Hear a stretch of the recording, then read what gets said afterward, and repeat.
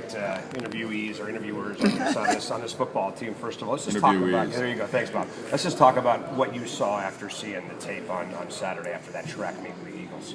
I saw a lot of good stuff, but mostly I saw was the blocking from our receivers and our running backs. We did a good job blocking, and we sprung a lot of big runs and big plays. Right. Does a game like that almost prepare you for what you'll see once you start playing teams like Oregon and the rest of the Pac-12? Oh yeah, for sure. We know it was going to be a gunslinging show, and that guy Vernon Adams, I know him personally, threw back with him at home, and I know how accurate he can be. Yep. So, and he showed it, and we stuck in there solid, did an amazing job conducting the offense, had very good control on the sideline and also on the field, and we came out with the victory, and that was exciting. Yeah, I saw you guys talking after the game, you and Vernon.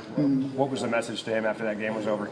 Oh man, he already knows how great of a player he is, and he gave me my respect as well. And we just talking about the stuff off the field. We handled our business on the field. That's over with, and just talking about how is his afterlife, how's things going on in his life, and just simple stuff. And then Jaydon, for people that are down about the way the defense has played the last couple of games, fans, media, whatever, what would you say to them about just kind of where your defense is at right now?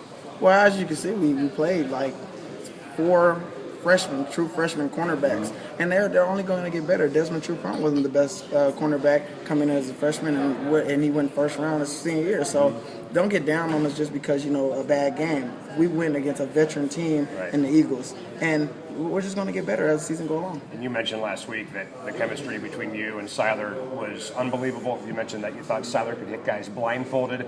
Tell me about just kind of how good it felt to get the offense clicking like that Saturday. Oh, it felt awesome. He was out there. He was commanding his offense.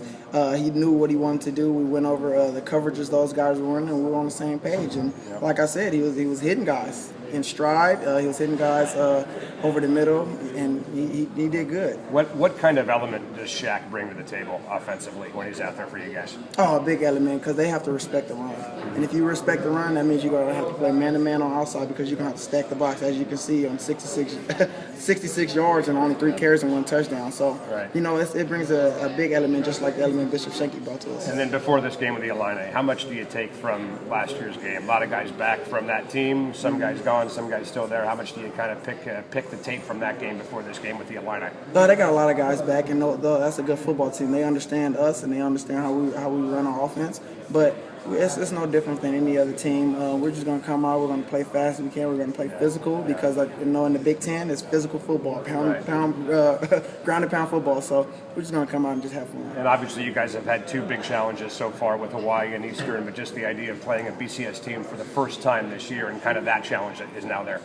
Oh, it's just like any other challenge. It doesn't matter who comes in the stadium. The stadium's going to be loud, it's going to be rocking, and we're going to be rocking, and we're going to be going to go. Thanks, Bill. Thank you. Can you talk about the aspect of the wide receivers and the quarterback overall not really being as hot as the running game? Can you just talk about the balance you guys are trying to find on offense at this point? We wanted to establish the running game, obviously. It's not about being hot, because I didn't see a lot of incompletions if you did. So, but we were fine. Everything was clicking. At the end of the day, we scored more points than them. So I'll say everybody was hot. Yeah, it's interesting. 59 points. You didn't get any of them, and yet rumor has it you were one of the team award offensive winners. How does that work? That worked just on the little things. Blocking, the play where John Ross, broke down the sideline. I actually cut that guy down. He ran into the safety, and it was just clear sailing from there.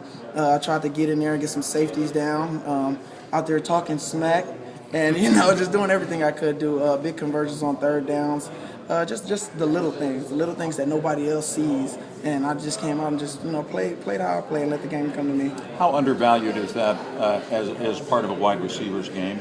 It's very undervalued, but it's going to be always undervalued, because it's a lot of guys that made it in the league blocking, a lot of guys that made it in college football and in high school blocking. So I wanted to have that step in my game, stepping up, and it did, and I want to continue to keep getting better at it.